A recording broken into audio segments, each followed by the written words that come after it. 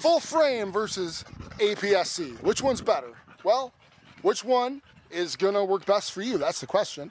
I got the Sony Zve-10. I'm gonna compare it with this Canon EOS R8. And you let me know if there's that much of a difference to where you can't create content with either one.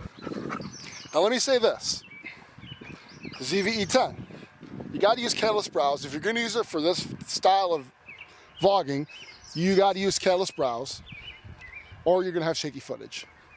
That's just the way I look. I don't like shaky footage personally. If you're okay with it, then that's your vlog style, it's fine. But if you want shaky footage, if you don't want shaky footage, you gotta use catalyst browse on that, okay? It's a little extra step. So if you're willing to do that, the Zve-10 will work good for you, for most content.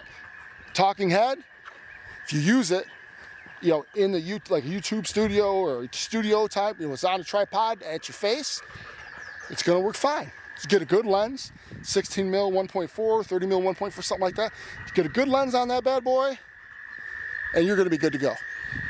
And it'll be barely distinguishable between a full frame camera, except for the depth of field.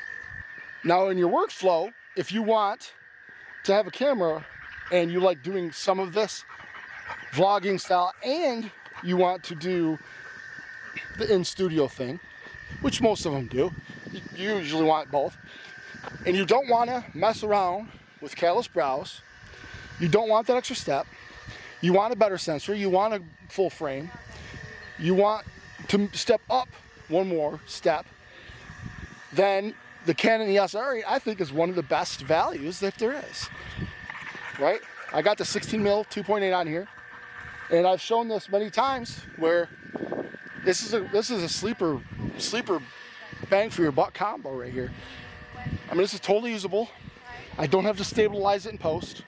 I can just edit it and throw it up. I don't mess around with colors.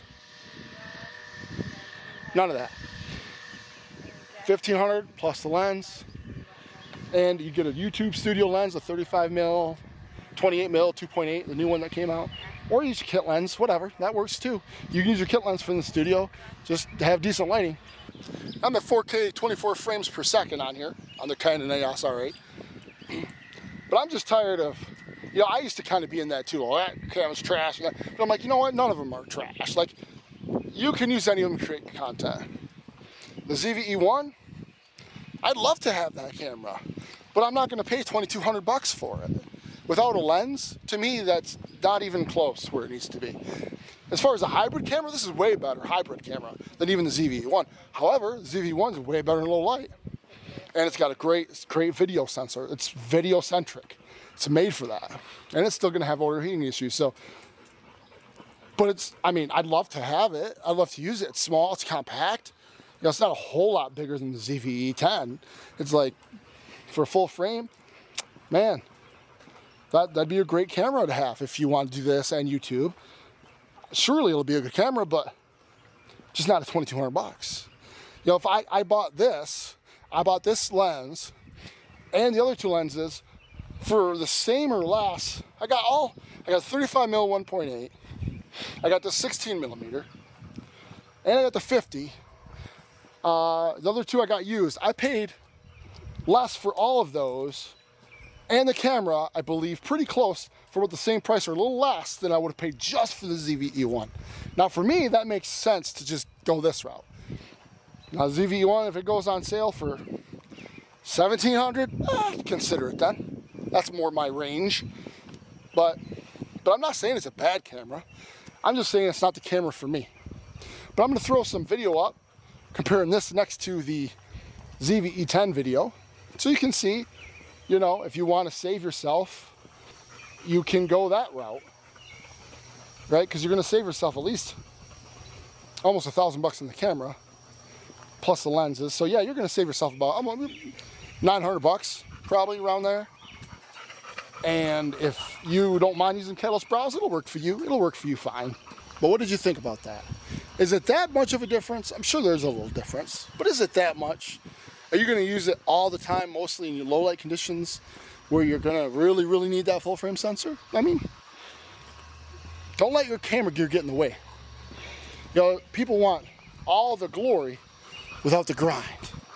is to think, well, if I get the best camera available, then I'm gonna have the best content. Well, good luck with that. You need content before you need the camera. Are you gonna use 4K 60 for 2 hours straight without shutting the camera off? Think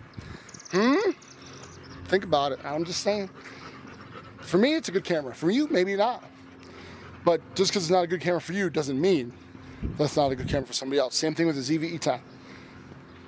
Thing takes great photos. Works great for what it is, for the budget that, you know, is allotted for it. It's got a great lens selection. How do you fault that, you know? So, just throwing that your way. Just throwing that your way. This camera also has a good grip, solid in the hand. I don't need a cage on it, so that works good for me too. So for me, it's a great full frame camera. For the price, I'm really happy. I considered sending it back when I first got it because I was like, well, I wasn't sure, you know, because everyone was saying the battery life and this and that. But you know, if you can work around those little things, that's a great little camera. It really is.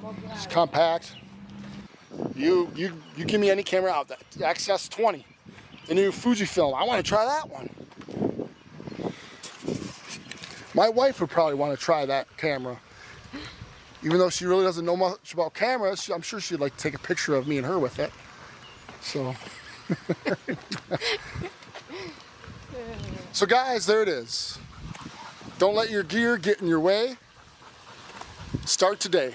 That's your new motto. The gear is not in my way.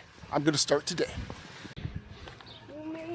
And one last thing, I finished this whole vlog with the one battery that I had 3/4 power when I started, or so, whatever. Anyways, it still shows I have half power or more. But I did this entire vlog session with one battery, so you be the judge. It works for me. I didn't have to swap the battery. I brought an extra one, but I didn't need it. All right, guys, I hope you enjoyed the video. Like, subscribe, all that good stuff, all that nonsense. If you didn't like the video, give me a like anyway, and then just don't come back, because I appreciate it. It helps grow my channel. Or dislike it, whatever. It is what it is. Talk to you later, guys.